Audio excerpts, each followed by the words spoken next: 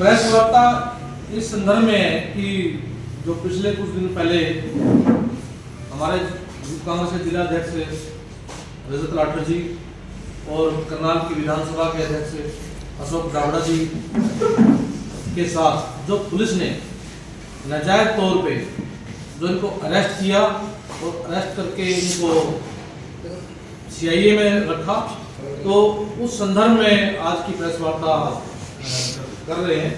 और हमारे साथ इंद्रपाल जी भी हैं जो जनरल सेक्रेटरी रहे हैं दलित कांग्रेस के, और मनिंदर सिंह जी है जो कैंडिडेट रहे हैं हमारे करनाल रामनगर के नगर निगम के, अशोक कुमार जी हैं और विनोद जी डिस्ट्रिक्ट प्रेसिडेंट रहे हैं, योगेश शर्मा जी हैं कांग्रेस के नेता।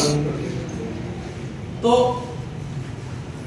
जिस प्रकार से इनको एक गलत तरीके से लीगल तरीके से इनको अरेस्ट किया इन्होंने, तो उस संदर्भ में हम आज प्रेस वार्ता कर रहे हैं। कोर्ट का जजमेंट आ गया और जजमेंट इस संदर्भ में जो हमारे इस केस के वकील रहे हैं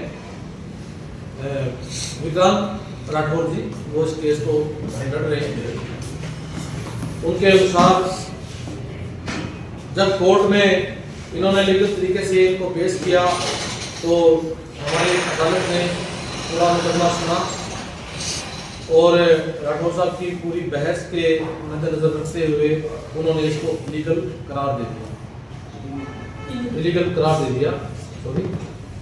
और उन्होंने ये कहा कि ये बिल्कुल नाजायज तौर पर इन्होंने काम किया है और पुलिस को ऐसा नहीं करना चाहिए था, क्योंकि प्रोटेस्ट करना हर आदमी का कर्तव्य है और अधिकार है, प्रोटेस्ट कर सकता है।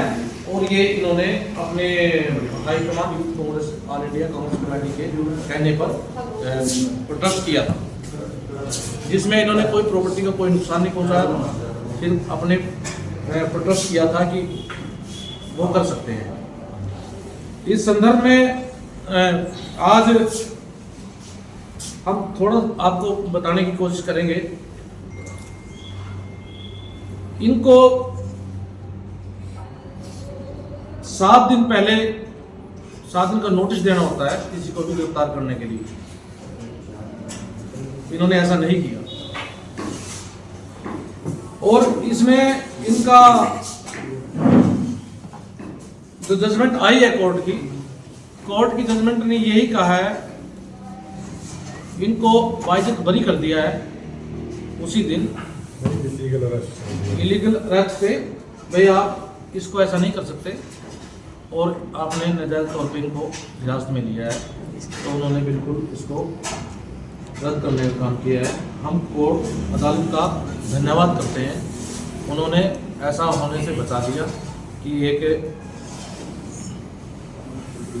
कानूनी प्रक्रिया के तहत एक कानून की जो कानून के दायरे में रहकर जो सभी काम करते हैं उसका बचाव करते हुए लोगों को पूर्ण फिर कानून पर विश्वास हो गया। हम भी विश्वास करते हैं, अगर ऐसा हो जाता तो लोगों का विश्वास कानून से उठ जाता।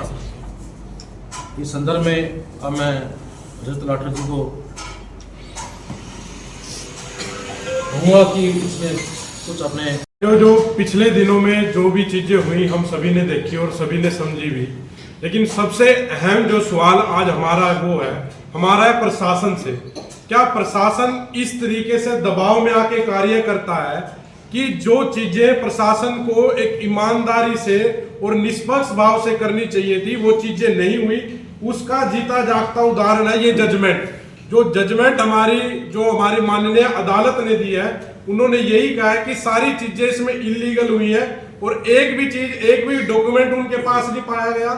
मतलब कि आप सभी समझ सकते हैं, क्या हमारे विपक्ष में अगर कोई आवाज उठाएगा उसकी आवाज को दबाने की, उसकी आवाज को कमजोर करने की हर संभव हमारी सरकार करती रही और आगे भी करती रहेगी।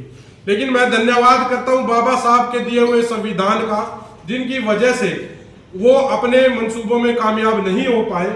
लेकिन आज हमारा जो मेन मुद्दा यही है, हमारे करनाल प्रशासन से भी यही है कि क्या आज एक आम नागरिक अपने प्रशासन पर विश्वास नहीं कर सकता? क्या जो सत्ताधारी लोग हैं क्या वही उनकी तनख्वाह देते हैं? क्या हमारा कोई कंट्रीब्यूशन नहीं है? क्या हमारे पैसे से, टैक्स से या हमारे किसी भी चीज से उनका कोई, हम प्रशासन की कोई रोल नहीं है? तो आज सबसे जो मौजूदा हमने देखा हमारे पत्रकार साथियों के साथ भी समय समय पर ये चीजें होती आई हैं। जो भी सरकार के खिलाफ आवाज उठाता है उसके साथ ही यही चीजें होती है। सबसे पहली चीज मैं आपको बता देता हूँ, इन्होंने 21 तारीख को FIR दर्ज करी थी, 2 धाराएं इन्होंने लगाई थी, लेकिन 23 तारीख को वो कौन सी हमारे विधायक की किसकी मजबूरी थी जिसके कारण दोबारा से एक और जो नॉन अवेलेबल ऑफेंस एक और धारा इन्होंने 23 तारीख को ऐड कर दी? क्या इतनी छोटी मानसिकता के ये RSS की विचारधारा के लोग, जो थोड़ा सा भी सहनशीलता जिनके अंदर नहीं है, जो इस तरीके से जो है विपक्ष की आवाज को बंद करना चाहते हैं? तो दूसरा फिर आप सभी ने देखा उनको सारे डॉक्यूमेंट मांगे गए, उन पे नोटिस देना होता है, ना नोटिस दिया गया। तो हमारे कंधार के मुखिया है, पूरे इसके प्रशासन को देखने वाले, उनकी जिम्मेवारी बनती है ये कि किसी को भी जबरदस्ती से इस तरीके की हरकत ना हो। CIA उठा के ले, दिन दहाड़े यहाँ पे घरों में, शादियों वाले घरों में गोलियां चलती हैं। क्या हमारे यहाँ दिन दहाड़े लूटपाट होती है, अपराध चरम सीमा पे दिन रात गोलियां चलती हैं, लेकिन विपक्ष में जो इनकी पोल खोलने का काम करता है उनके खिलाफ ये मुकदमे दर्ज करते हैं। लेकिन ये चिंता का विषय बिल्कुल है और ये सोचते हैं कि इन चीजों से आवाज दबा दी जाएगी, लेकिन आवाज बिल्कुल नहीं दबेगी। दूसरा जी, बहुत आज एक और इम्पोर्टेंट मुद्दा, ये तो है ही, चलिए इन्होंने जो करा ये करेंगे, लेकिन पूरी मजबूती से मैं अपने नेता भाई वीरेंद्र सिंह राठौर जी का बार बार धन्यवाद करूंगा, जो पूरी मजबूती से इस लड़ाई में हमारे साथ खड़े रहे और आगे भी पूरी मजबूती के साथ इनकी पोल खोलने का काम भाजपाइयों की हम करते रहेंगे। और मैंने पहले भी कहा है कि अगर युवा कांग्रेस के रहते भाजपा के सभी लोगों का या भाजपा के नेताओं का, भाजपा के विधायकों का हमने BPI ना रखा तो लानत हमारी युवा कांग्रेस पे। इसी तरीके से लोगों की, आम जनों की आवाज पूरी मजबूती के साथ सड़कों पे उठाई जाएगी। चाहे इन्होंने देख लीजिए सारे, हर किसी एक भी एक्सपेक्ट हम ऐसे ले सकते जिसमें इनसे लोग खुश हैं। दूसरा जी, ये कहते हैं हिंदू होने की बात करते हैं, ये भी आज हम खुलासा करना चाहेंगे। नहीं, क्वेश्च नहीं हुई, कोर्ट ने ये कहा कि इलीगल अरेस्ट, आप कैसे अरेस्ट कर सकते हो किसी को? नहीं, वो अभी जो है इलीगल अरेस्ट घोषित किया। दूसरा जी, हिंदू होने की बात करते हैं, अभी फिलहाल में दिल्ली में 1400 साल पुराना मंदिर झंडेवाला में जो तोड़ा गया है, किसके लिए?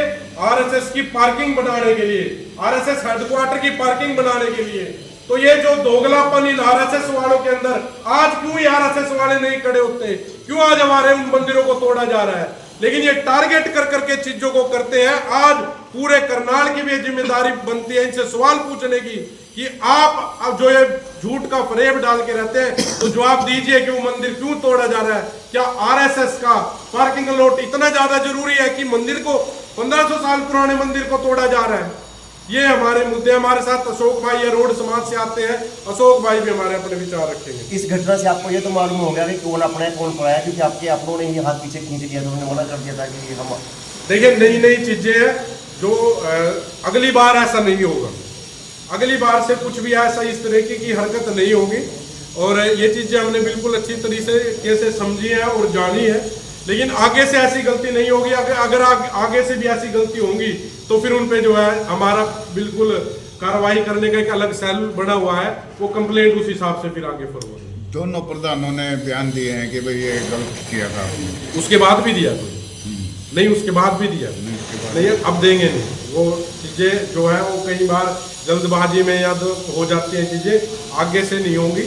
इस चीज का भी मैं आप लोगों को सुनिश्चित करता हूँ। सारी कांग्रेस एक है, तो इसमें कोई होगा बिल्कुल। बाबा साहेब भीमराव अम्बेडकर के बनाए हुए संविधान को और महात्मा गांधी के बनाए संविधान को खत्म करना चाहते हैं। लोकतंत्र में सबको अपनी आवाज उठाने का हक है।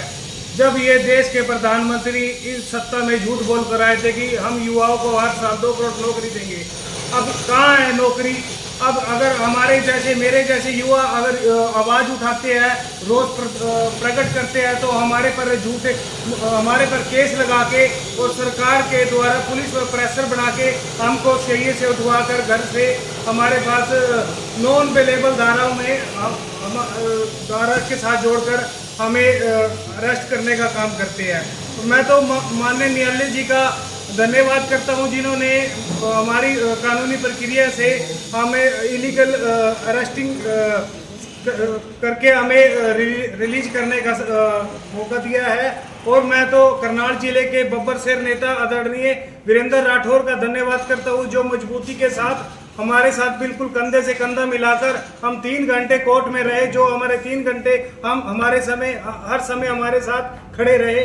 और मैं रोड समाज से आता हूं, और रोड समाज के जितने भी युवा है, आप गांव में चले जाओ, जितने भी युवा है सब डोंकी के माध्यम से पलायन करके बाहरले देश चले गया। कोई अमेरिका चला गया, कोई यूरोप चला गया, कोई पुर्तगाल चला गया।